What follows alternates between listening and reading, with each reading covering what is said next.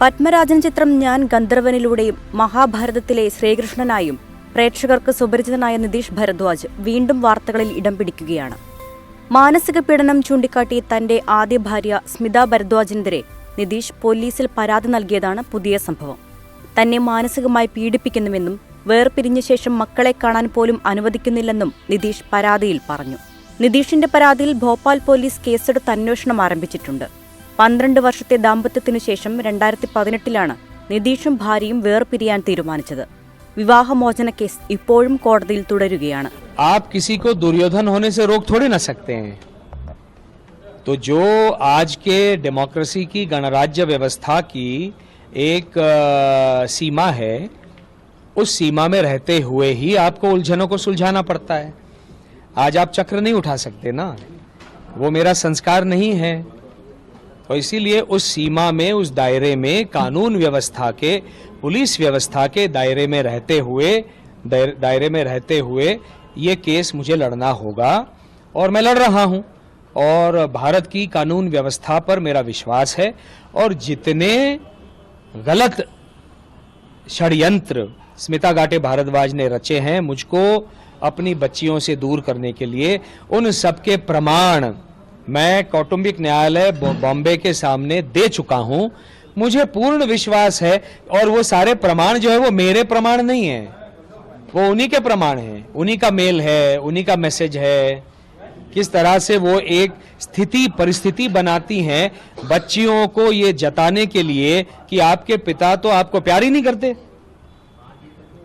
तो अपने ही प्रमाणों को वो नकार कैसे सकती हैं. और जितने ये प्रमाण हमने कोर्ट के समक्ष रखे, उन्होंने और उनके वकील ने उनको कहा कि हाँ हमें स्वीकार है, इसको स्वीकार कर लीजिए. तो जब अब कानून के दायरे में जब आर्ग्यूमेंट शुरू होंगे कस्टडी के, उन प्रमाणों को आधार बनाकर ही हम वकालत करेंगे हमारी कस्टडी के. तो देखिए क्या है, उलझे तो तब सारे ही थे, है ना. तो उलझन को कानून व्यवस्था में रहकर सुलझाना ही हमको आता है. और आज की कानून व्यवस्था मैं देख रहा हूं, बहुत अच्छे अच्छे निर्णय कानून व्यवस्था ले रही है. मेरा पूर्ण विश्वास है. मैं उनके घर पर क्यों जाऊं? जब पुलिस ने उनको करे, पुलिस अपनी जांच करे. मैं हूं ना, यहाँ भोपाल में बैठा हुआ हूं. होंगे बच्चों से मिलने की चाह है, लेकिन चक्रव्यूह में फंसने की चाह नहीं है. चक्रव्यूह में फंसने की चाह नहीं है. जब उनको कहा गया कि पुलिस कमिश्नर के ऑफिस में वो आ सकती हैं, तो क्यों नहीं आई? थाने में तो नहीं बुलाया था उनको. एक बहुत ही सम्मानजनक तरीके से उनको बुलाया गया था. और जो किस तरह से करना है ये पुलिस व्यवस्था मुझे बताए, मैं कर दूंगा. पुलिस यदि कहती है कि हम आपको एक अच्छा अफसर देते हैं, आप वहां पे जाके मिलिए, और मैं बच्चों को देखना चाहता हूं कि वो स्वस्थ हैं, मैं बच्चियों से बात करना चाहता हूं कि वो स्वस्थ हैं. और पुलिस व्यवस्था में भी ऐसी व्यवस्था बनी रहती है. सोशल सिक्योरिटी सेल होता है, जो महिलाओं की सुरक्षा का सेल होता है, जो बच्चों से बात करे कि आप कैसी हैं, आपका स्वास्थ्य कैसा है, क्या है. तो मेरा पुलिस व्यवस्था पर विश्वास है, तो वो उसके तहत जांच करके मुझे बताए क्या करना है. क्योंकि आज की तारीख में मेरी बेटियां कहां हैं मुझे नहीं मालूम. देखिए, कोई IAS है, IPS है, कोई बड़ा अधिकारी है, कोई बहुत बड़ा इंडस्ट्रियलिस्ट है, कोई सुपरस्टार है, ये सारी चीजें व्यक्तिगत जीवन में मायने नहीं रखनी चाहिए.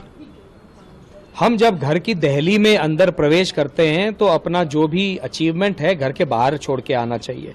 हम तो करते हैं. हमारी घर के बाहर जो पहचान है, जो वो उसको छोड़ देते हैं. हम घर के अंदर पति हैं और हमारी बेटियों के पिता हैं. और एक पति और पिता के रूप में जो हमारे दायित्व और कर्तव्य हैं, उनका वहन करना इतना ही हम जानते हैं, जिनको हमने किया है. वहां सुपरस्टार और स्टार और टीवी स्टार और कोई IAS IPS ये मायने नहीं रखता. और इसीलिए तालमेल बिठाकर माता पिता को अपने बच्चों का संगोपन पालन पोषण करना चाहिए. ये एक मैच्योर तरीका होता है. ठीक है, आपकी और मेरी नहीं बन रही है, मैंने बोला है आपको, मैंने तो दायर किया है ना डिवोर्स पिटिशन, तो मैच्योर तरीके से इसको डील कीजिए ना। आप एक पिता को अपनी बेटियों से षड्यंत्रों के माध्यम से क्यों दूर कर रही हैं?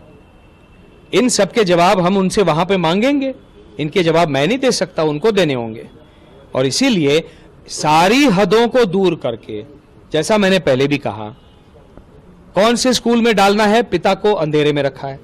उस स्कूल से, भोपाल के स्कूल से बाहर निकाला, पिता को अंधेरे में रखा है मुझे।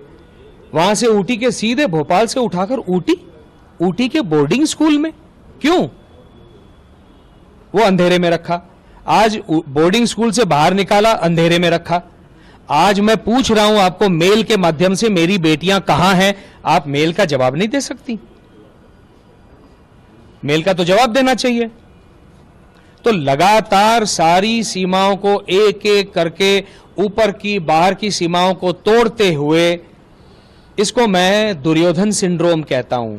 मैं अपनी मनमानी करूंगा, ये दुर्योधन था, वही ये कर रही है। और कोई किसी को दुर्योधन ना बनो ये तो कह नहीं सकता ना। हम तो उसी दायरे में लड़ सकते हैं जो आज का दायरा है।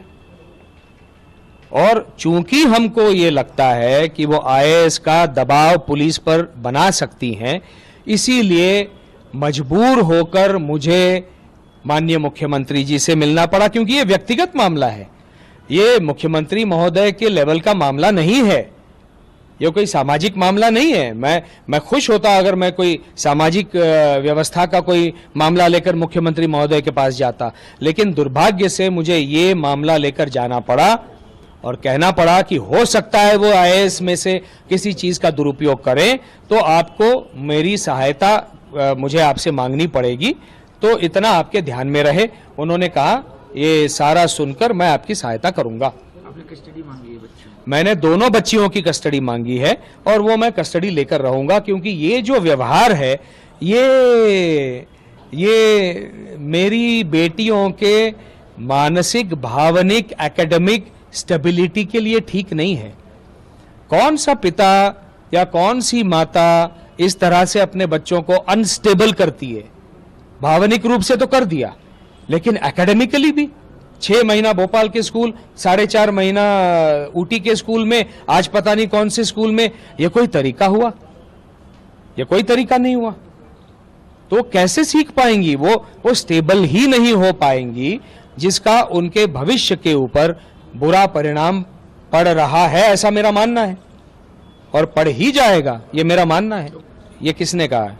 ये मैं कह रहा हूं। हाँ, मुझे ये जो व्यवहार है ये नॉर्मल तो है नहीं, क्योंकि कोई भी माता या पिता की व्याख्या का पहला चरण क्या होना चाहिए?